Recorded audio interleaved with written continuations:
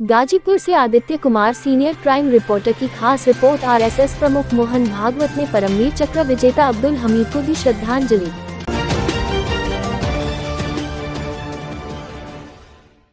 अब्दुल हमीद पर आधारित पुस्तक मेरे पापा परमवीर का किया लोकार्पण। खबर गाजीपुर जिले से है, जहां पर राष्ट्रीय स्वयंसेवक संघ प्रमुख मोहन भागवत 1 जुलाई सोमवार को धामूपुर गांव के शहीद स्मारक में स्थापित परमवीर चक्र से सम्मानित शहीद वीर अब्दुल हमीद के जन्म दिवस पर उनकी प्रतिमा पर माल्यार्पण कर श्रद्धांजलि अर्पित की। इस अवसर पर उन्होंने अब्दुल हमीद के जीवन पर आधारित डॉ. रामचंद्रन श्रीनिवासन द्वारा लिखित पुस्तक मेरे पापा परमवीर का लोकार्पण भी किया।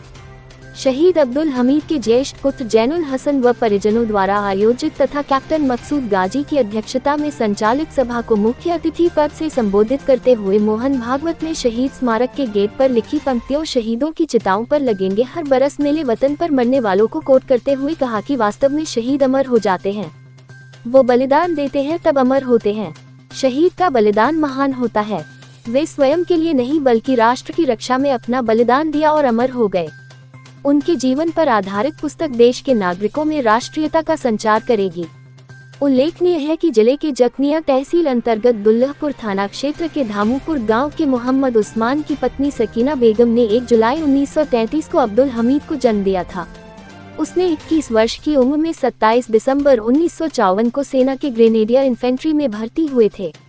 वर्ष 1965 के भारत पाक युद्ध में पाकिस्तानी सेना अमृतसर को पार करके खेमकरन सेक्टर के चिया गांव की ओर बढ़ रही थी। उस समय तक अभेद्य माने जाने वाले अमेरिकी पैटर्न टैंकों से लैस पाकिस्तानी फौज के पैटर्न टैंक को लक्ष्य कर गोले दागे, जिससे पैटर्न टैंकों की बढ़त थम गई। जब तक पाकिस्तानी फौज संभलती तब तक गाजीपुर की शहीदी धरती के इस लाल ने एक एक कर 7 पैटर्न टैंकों की चाल अपने गोलों से रोक दी। अब्दुल हमीद जब अगले पैटर्न टैंक को निशाना बना रहे थे, तभी पाकिस्तानी तोप के निकले गोले से 10 सितंबर 1965 को वे शहीद हो गए। भारतीय फौज अदम्य साहस को उत्साह से दुश्मन टीम पर टूट पड़ी और पाकिस्तानी फौज को भागना पड़ा।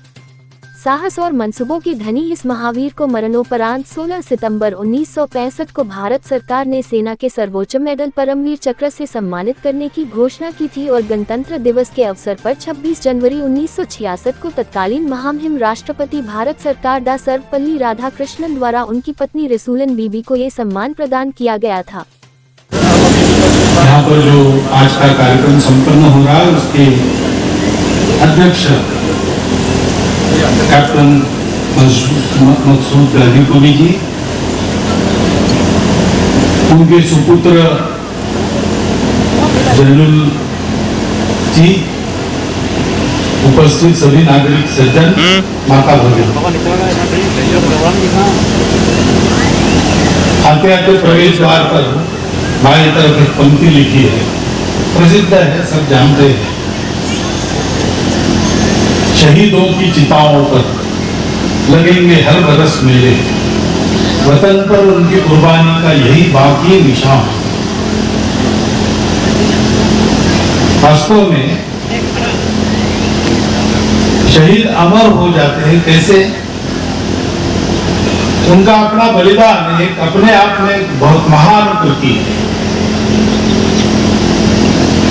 अपने यहाँ पर अपने देश में परंपरा से इसे मानते हैं कि जीवन जीना है तो उपभोग के लिए नहीं जीना है, मजे करने के लिए नहीं जीना है। जीवन जीकर उसके अनुभव के आधार पर इस सृष्टि को बनाने वाले से मिलना है, भगवान से मिलना है। ये बहुत कठिन तपश्चर्या है, लेकिन कौन उसमें सफल होते हैं? तो अपने यहाँ ऐसे कहा गया, द्वाविमौ पुरुषौ लोके सूर्य मंडल भेदी। ये जो दिखने वाला संस्कार है उसका भेद करके उसके परे जा सकते हैं।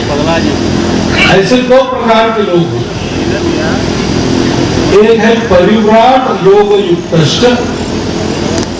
दूसरा है रणेजा विमुखे हता।